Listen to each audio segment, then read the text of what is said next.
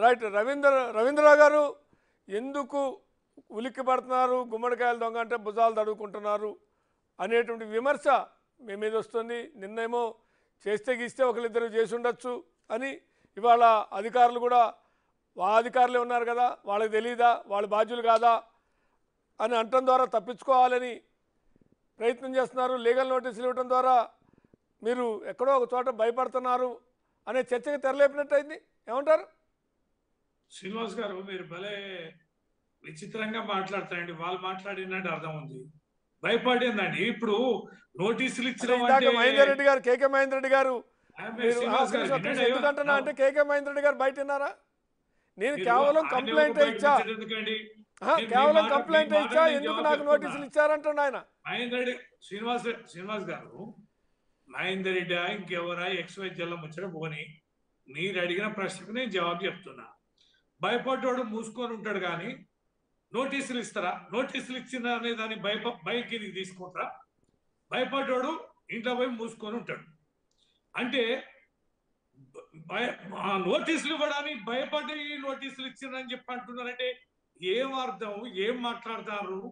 ఆ మాటలకి ఏమైనా అర్థం ఉందా? తలతోకలేని మాటలు మాట్లాడుతున్నారు.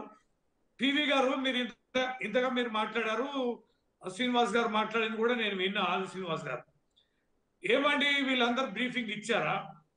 పోలీస్ అధికారులు, ఇంటరాగేషన్ చేసే అధికారులు కానీ లేదా బాధితులు కానీ ఎవరైనా ఆ ఇంటరాగేషన్ లో ఏం చెప్పినాం, పోలీస్ కస్టడీలో ఏం చెప్పినాం అని వాళ్ళు చెప్పారా, లేకపోతే అధికారులు చెప్పారా? ఎవరండి ఇష్టం వచ్చినట్టు కాంగ్రెస్ నేతలు స్టోరీలు రాస్తున్నారు?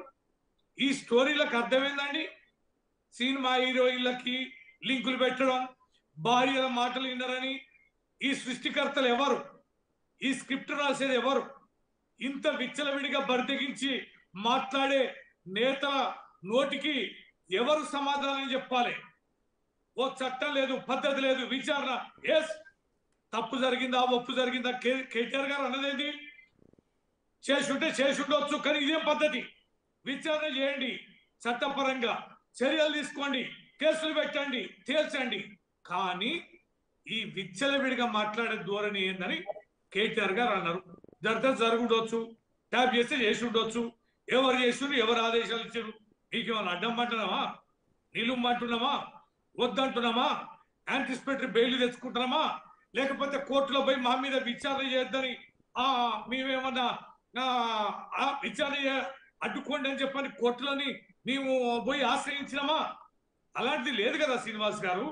మీరు పాలన వదిలేసి, పరిపాలన వదిలేసి, మంచినీళ్ళు సాగునీరు వదిలేసి, కరెంటు మీద దృష్టి వదిలేసి, మీరు రాజకీయాలు మాట్లాడుతూ పొద్దుస్తమానం గత ప్రభుత్వం మీద ఆడిపోసుకుంటూ కేసీఆర్ గారి కుటుంబాన్ని లక్ష్యంగా ఎంచుకొని ఈ కథనాలకి, ఈ కథలకి, ఈ స్క్రిప్టులకి బాధ్యులు ఎవరని నోటీసు అడుగుదాం. ఒక్కసారి ఆది శ్రీనివాస్ గారిని అడుగుదాం. ఇదే విషయం ఆది శ్రీనివాస్ గారిని అడుగుదాం. రాకేష్ రెడ్డి